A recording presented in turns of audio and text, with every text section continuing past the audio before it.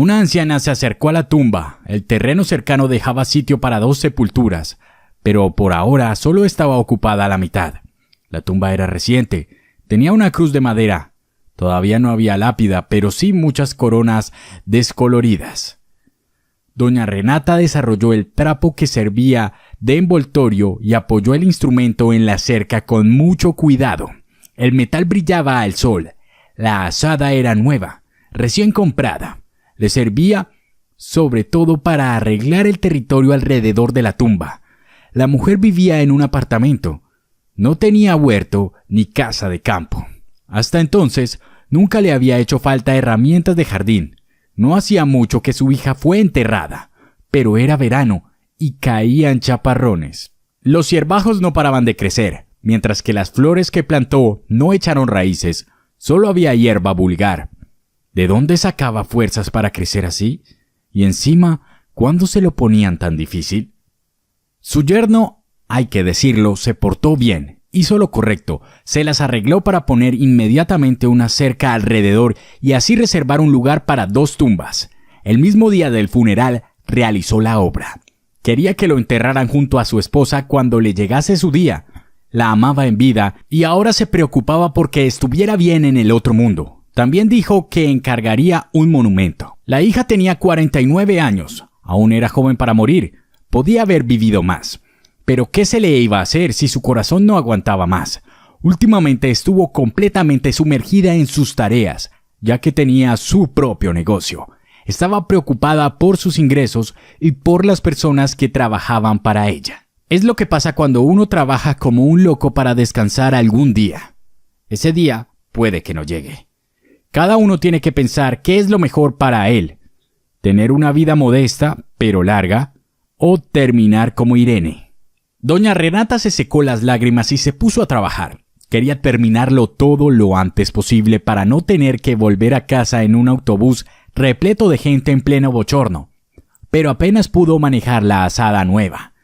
Enseguida tuvo que parar. Oyó un ruido extraño y se quedó quieta tratando de determinar de dónde venía. Le parecía que salía debajo de la tierra. Se sentó y comenzó a inspeccionar el área dentro de la cerca moviéndose casi a gatas.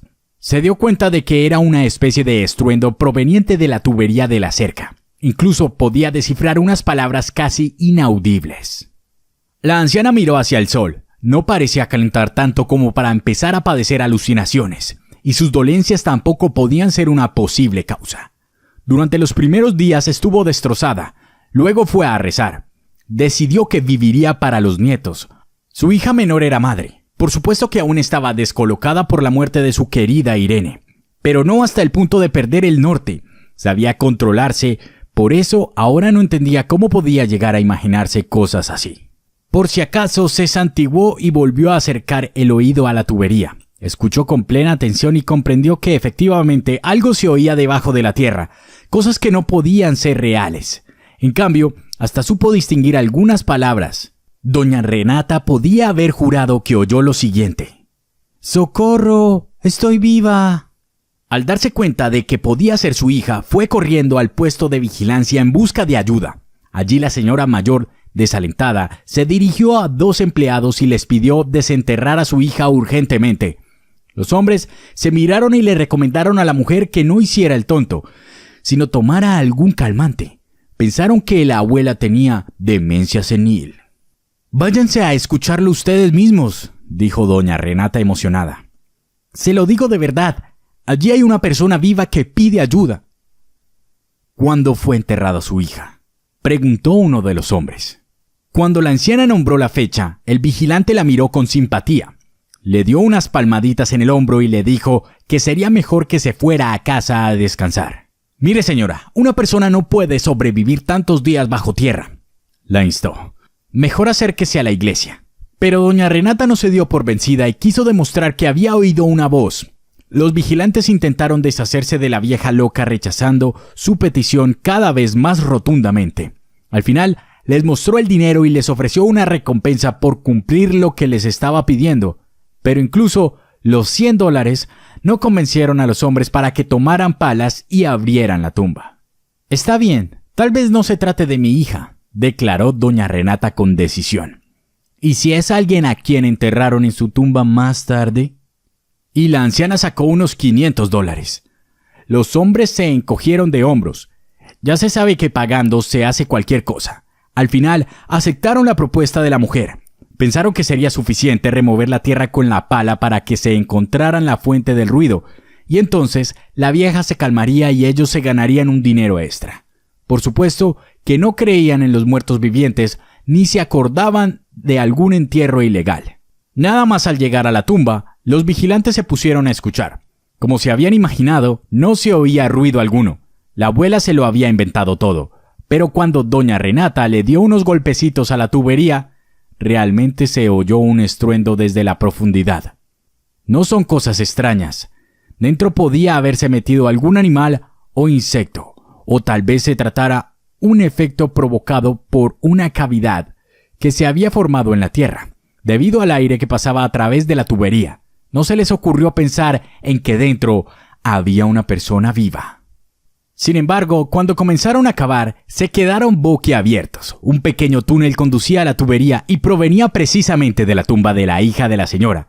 Al final, los vigilantes desenterraron el ataúd en el que yacía una mujer medio muerta. Logró sobrevivir de milagro. Como dijo Irene más tarde al despertar, se encontró metida en el ataúd, entonces gritó y trató de salir. Comprendió que había sido enterrada. Logró hacer un agujero en la tapa del ataúd y se puso a cavar la tierra.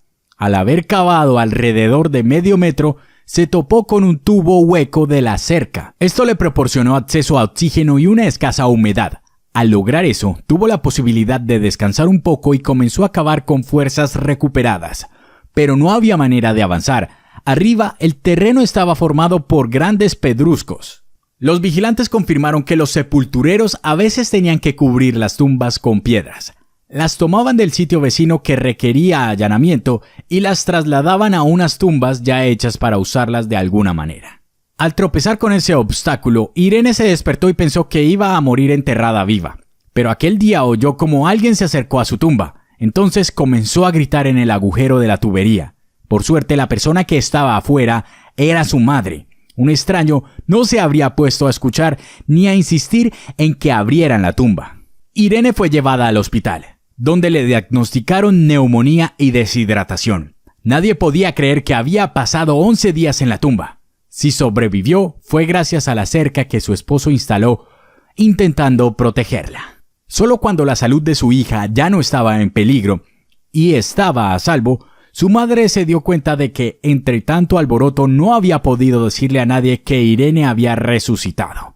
Pero en su caso, era lo más normal, porque enseguida llegó una ambulancia y un coche de policía.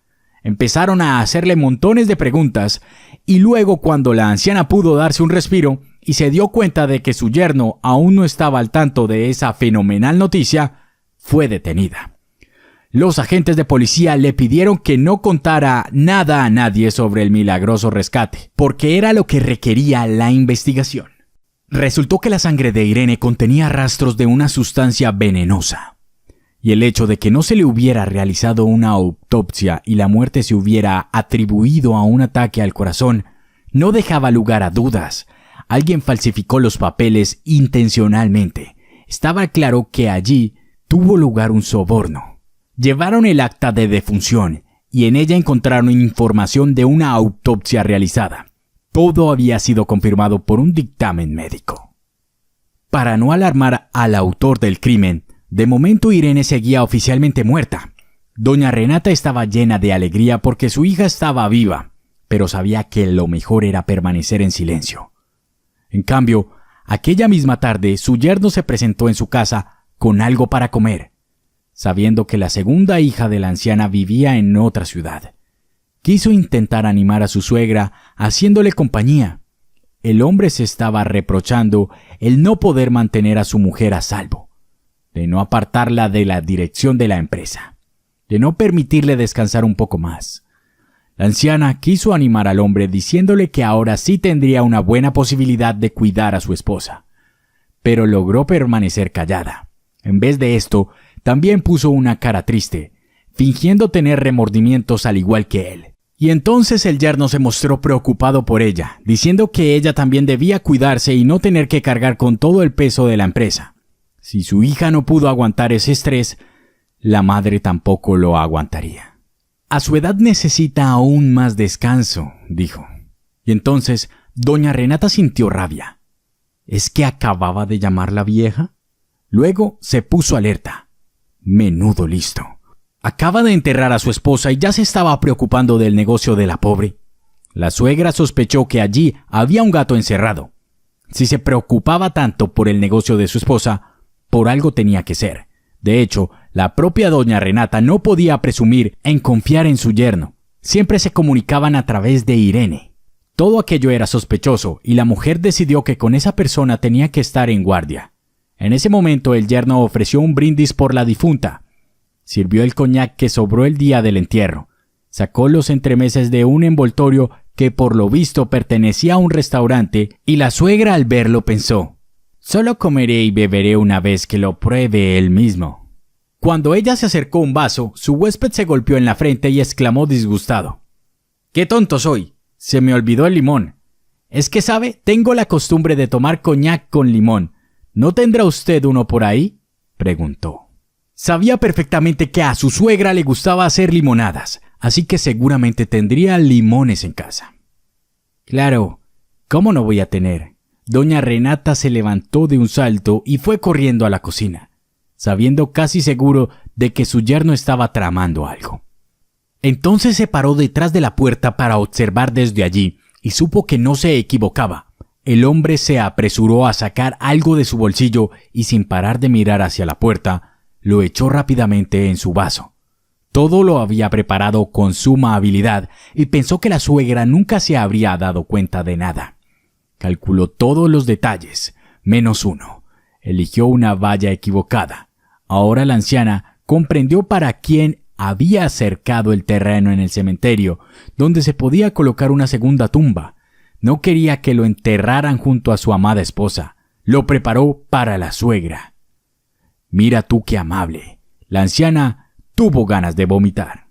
Entonces doña Renata salió corriendo del apartamento. La puerta se abría con llave tanto por fuera como por dentro, así que lógicamente no quiso hacerle un regalo a su yerno, dejándolo con la llave de repuesto. Y se la llevó consigo. Pero ya que huía en un estado de pánico, cerró la puerta de un fuerte golpe, y menos mal que logró girar la llave en la cerradura, porque mientras la estaba cerrando, el yerno se dio cuenta de que la suegra sospechaba algo. Se apresuró hacia la salida, pero ya era demasiado tarde. No podía abrir la puerta y empezó a golpearla. ¿Qué ha pasado?, le entró pánico. ¿A dónde va? Voy a la comisaría a pedirles limones, explicó la suegra. A ver si identifican aquello que me echas en la copa. ¿Qué paranoia le ha entrado?, se indignó el hombre. Deje de bobadas y abra la puerta. Tú descansa un rato, le aconsejó doña Renata y tocó el timbre de la puerta de su vecina.